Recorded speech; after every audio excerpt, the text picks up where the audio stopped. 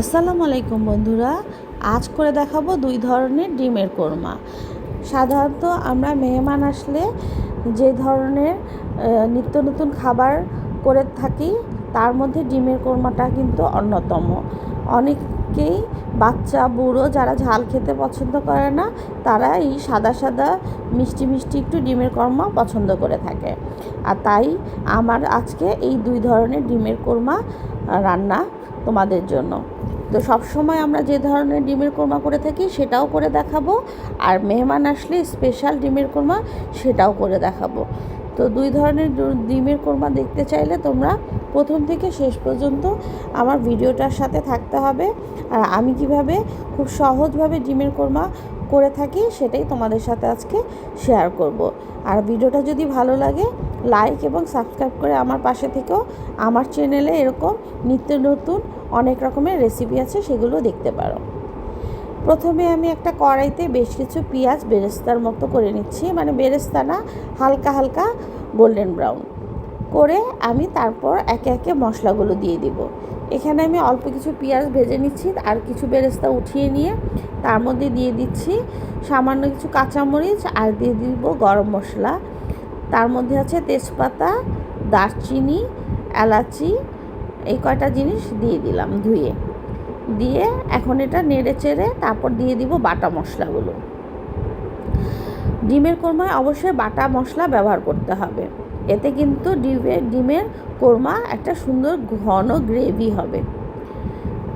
এই তো পেঁয়াজটা নেড়ে চেড়ে এখন আমি বাটা মশলার মধ্যে দিয়ে দিব হলো পেঁয়াজ বাটা, আদা বাটা, রসুন বাটা। রসুন বাটার পরিমাণটা একটু কম দিতে হবে, আদা বাটা আর পেঁয়াজ বাটাটা বেশি করে দিতে হবে। আমি এখানে পেঁয়াজ বাটা দিব প্রায় 2 থেকে 3 টেবিল চামচের মতো। আমি আগে একটু আদার রস দিয়ে দিয়েছি, যেহেতু আমার আদা বাটাটা একটু পানি পানি হয়ে গিয়েছিলো ব্লেন্ডারে, তাই আমি আদার রসটাই দিয়ে দিলাম। আর দিয়ে দিব পেঁয়াজ বাটা 2 থেকে 3 টেবিল চামচ পরিমাণ, আর দিব সামান্য পরিমাণ লবণ।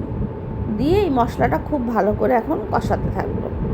এই মশলাটা যখন খুব ভালো করে কষানো হয়ে যাবে তার মধ্যে আমি দিয়ে দিব সামান্য একটু মিষ্টি আর টক দই মিলানো আর একটু দুধ। এতে সুন্দরভাবে মশলাটা খুব ভালো করে কষানো হবে। আর তোমরা চাইলে এখানে একটু সামান্য ধনে গুঁড়া আর জিরা গুঁড়া দিতে পারো, আবার না দিলেও চলে। আর এখানে কিন্তু অন্য মশলা দেওয়া যাবে না। আর কেউ যদি বেশি ঝাল খেতে চাও এখানে আরও 2 থেকে 4টা কাঁচামরিচ দিতে পারো। এভাবে আস্তে আস্তে চুলার জালে কিন্তু খুব ভালো করে মশলাটা কষাতে হবে। আর তেলের সাথে তোমরা চাইলে একটু ঘিও ব্যবহার করবে। ঘি দিলে ডিমের কোরমাটা খুব সুন্দর একটা গন্ধ চলে আসে। এই তো ঘন পেস্টটা আমি এখন দিয়ে দিচ্ছি, আর এখানে একটু আদা বাটাও দিয়ে দিলাম। দিয়ে মশলাটা খুব ভালো করে আমার কিন্তু কষাতে হবে। একটু পানি দিয়ে দিয়ে যতক্ষণ না কাঁচা মশলাটা দূর হয়ে যায় ততক্ষণ পর্যন্ত আমি মশলাটা খুব ভালো করে এভাবে পানি দিয়ে দিয়ে চুলার জালটায় বসিয়ে রেখে কষাতে থাকবো। ডিমের কোরমায় যেন কোনো রকমই কাঁচা আদা রসুনের গন্ধটা না আসে সেটা খেয়াল রাখতে হবে। আর লবণ দিতে হবে আধা চামচের চেয়েও কম, যেহেতু আমি এখানে 3 থেকে 4টা ডিম করব। আর আমি আজকে এই ডিমের কোরমাটাতে অবশ্যই আলু দেব, তার জন্য ডিম আর আলু আমি আগেই সিদ্ধ করে নিয়েছি। আর আলুগুলো টুকরো করে নিব সিদ্ধ অবস্থায়। তা ডিমের কোরমায় কিন্তু আলু দিলে খুবই ভালো লাগে, আর আমার বাচ্চারা খুবই পছন্দ করে ডিমের কোরমার সাথে আলু, সেজন্য আমি আজকে ডিমের কোরমাতে আলু দিয়ে দেখাবো। এই যে, আর মশলাটা কিন্তু সাদা সাদাই হবে, যেহেতু আদা বাটা, পেঁয়াজ বাটা আর খুব সামান্য রসুন বাটা। আর লবণটাও ডিমের কোরমাতে বেশি দেওয়া যাবে না, তাহলে বেশি কটা হয়ে যায়, সেজন্য খুবই অল্প পরিমাণ আমি লবণ দিয়েছি।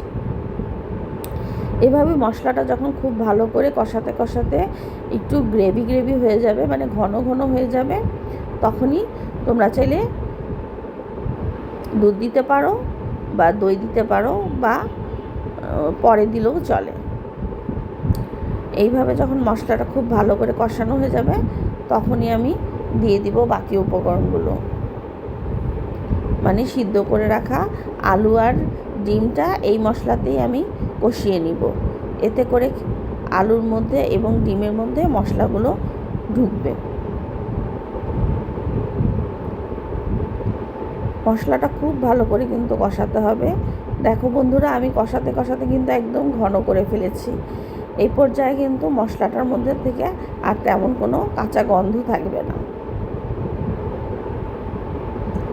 এই মশলাটা ডিমের কোরমার জন্য একদম প্রযোজ্য, কারণ এটাতে কোনো হলুদের গুঁড়া মরিচের গুঁড়া দেওয়া হয় না, এবং ডিমের কোরমা সবসময় একটু সাদা সাদা থাকলেই সেইখানেই ডিমের কোরমাটা খেতে ভালো লাগে।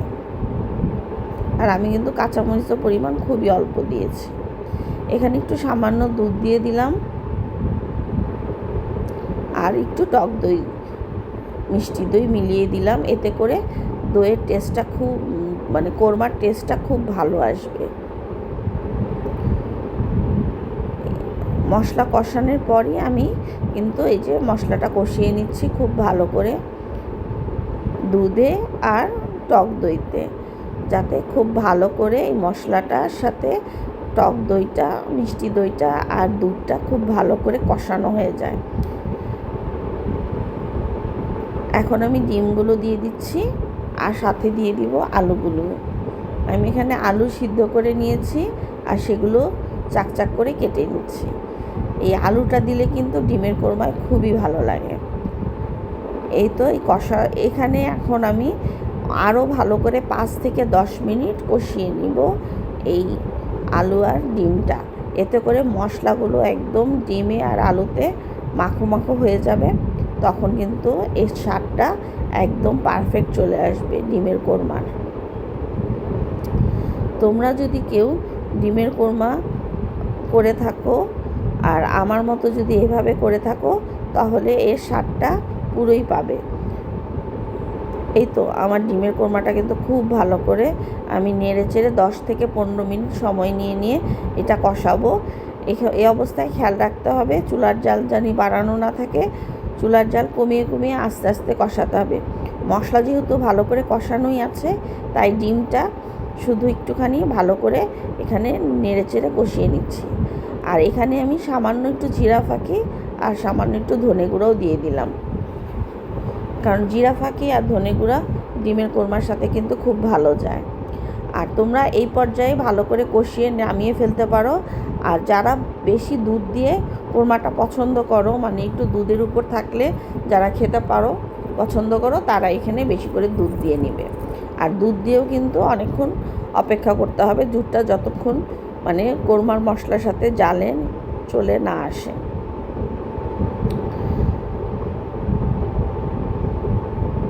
এখানে স্বাদের জন্য আমি একটু চিনি আর একটু পাউডার দুধ দিয়ে দিলাম। পাউডার দুধ দিলে কিন্তু দুধের টেস্টটা ভালো আসে। আর এখানে মিল্কভিটা জাল দিয়ে নিয়েছিলাম, আমি এখন মিল্কভিটাও দিয়ে দিলাম। এই অবস্থায় আমি আরও 10 থেকে 15 মিনিট অপেক্ষা করব, এবং যতক্ষণ না দুধটা ভালো করে ফুটে উঠে এবং স্বাদটা একটু পর মুখে দিয়ে দেখবে যে স্বাদটা খুব সুন্দর, মানে মশলার সাথে অ্যাডজাস্ট হয়ে গেছে, তখনই তোমরা মনে করবে কোরমাটা হয়ে গেছে। আর শেষ পর্যায়ে আমি কাঁচামরিচ দিয়ে দিলাম, এতে করে বেশি ঝাল লাগবে না। যারা ঝাল খেতে পারো না তারা কম মরিচ দিবে, আর যারা ঝাল খেতে চাও তারা এখানে একটু ঝাল দিয়ে দিবে। এই তো আমার ডিমের কোরমাটা কিন্তু অলমোস্ট ডান, সব কিছু দিয়ে দিয়েছি। এখন শুধু চুলায় রেখে কতক্ষণ অপেক্ষা করার পালা, যতক্ষণ না ঝোলটা আর একটু কমে আসবে।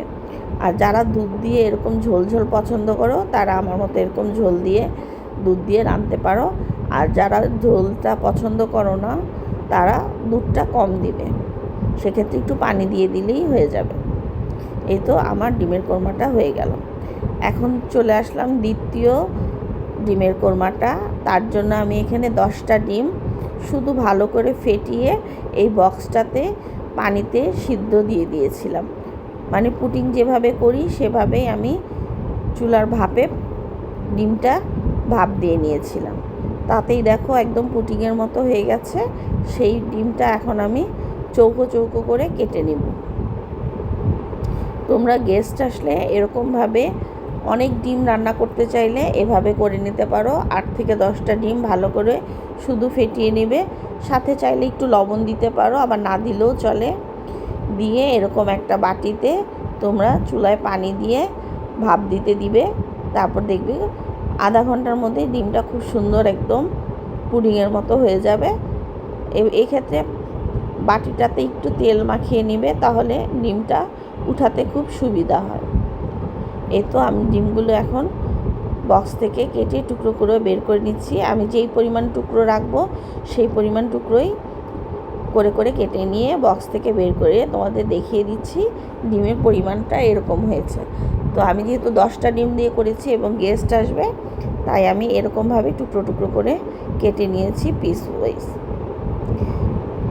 এখানে এক একটা টুকরা কিন্তু অনেক বড় হবে, যখন এটা কষানো হবে তখন অনেক বেশি ফুলে উঠবে। তোমরা এরকমভাবে ডিমের কোরমাটা করে দেখতে পারো। তো আমার ডিমটা সিদ্ধ করা ডান। এখন আমি মশলা কষাতে চলে যাব। মশলা কষিয়ে ডিমটা কিভাবে রান্না করতে হয় সেটা তোমাদের সাথে এখন শেয়ার করব। চলো বন্ধুরা, এই তো আগের মতোই পেঁয়াজটা আর গরম মশলা দিয়ে মশলাটা ভালো করে একটু ভেজে কষিয়ে নিব। এখন এই পেঁয়াজের মধ্যে দিয়ে দিব একটু পানি আর আদা রসুন খুব সামান্য, আর পেঁয়াজ বাটা বেশি পরিমাণ। এই তো গরম মশলা দিয়ে নেড়ে চেড়ে তারপর বাকি মশলাগুলো এখন আমি দিয়ে দিব। দিয়ে দিলাম আদা বাটার রস, খুবই অল্প পরিমাণ দিতে হবে, বেশি দিলে কিন্তু ডিমের কোরমায় মশলার গন্ধ বেশি করা হয়। শুধু পেঁয়াজ বাটাটা বেশি দিতে হবে, এবং পেঁয়াজ বাটার গন্ধটা কিন্তু খুবই ভালো লাগে। আর পেঁয়াজ বাটাটা দিলে ডিমের কোরমাটা একটু ঘন ঘন গ্রেভি গ্রেভি হবে। আর অবশ্যই এখানে ডিমের কোরমার মধ্যে ঘি দিতে হবে। ঘি না দিলে কিন্তু ডিমের কোরমার স্বাদ ভালো আসে না। তাই তোমরা চাইলে 1 টেবিল চামচ ঘি আর 1 টেবিল চামচ তেল দিয়ে কোরমাটা রান্না করবে। এই তো এখানে আমি বেশ কিছু পেঁয়াজ বাটা দিয়ে দিলাম, 2 থেকে 3 টেবিল চামচের মতো দিয়ে এখন আমি খুব ভালো করে মশলাটা কষিয়ে নিচ্ছি। এভাবে মশলাটা খুব ভালো করে কষাতে হবে। আর এখানে লবণও দিতে হবে খুব সামান্য পরিমাণ। আমি এখানে 10টা ডিম রান্না করব, আর সেখানে আমি আধা চামচেরও কম দিব ডিম লবণ। তোমরা চাইলে ডিমটা চেখে দেখতে পারো, যখন যদি বেশি মনে করো তাহলে দিবে না, আর যদি মনে হয় ডিমে লবণের পরিমাণটা কম তখন একটু লবণ দিয়ে নিবে। এভাবে মশলাটা আমার যখন খুব ভালো করে কষানো হয়ে যাবে তখন আমি একটু ঝোল দিয়ে দিব, মানে পানি দিয়ে দিব। এতে করে কষানোটা একটু গ্রেভি গ্রেভি হবে, ঘন ঘন হবে। এই তো এখন এই মশলা কষানোর মধ্যে আমি ডিমটা দিয়ে দিব। এতে ডিমগুলোর মধ্যে মশলাগুলো খুব ভালো করে ঢুকে যাবে।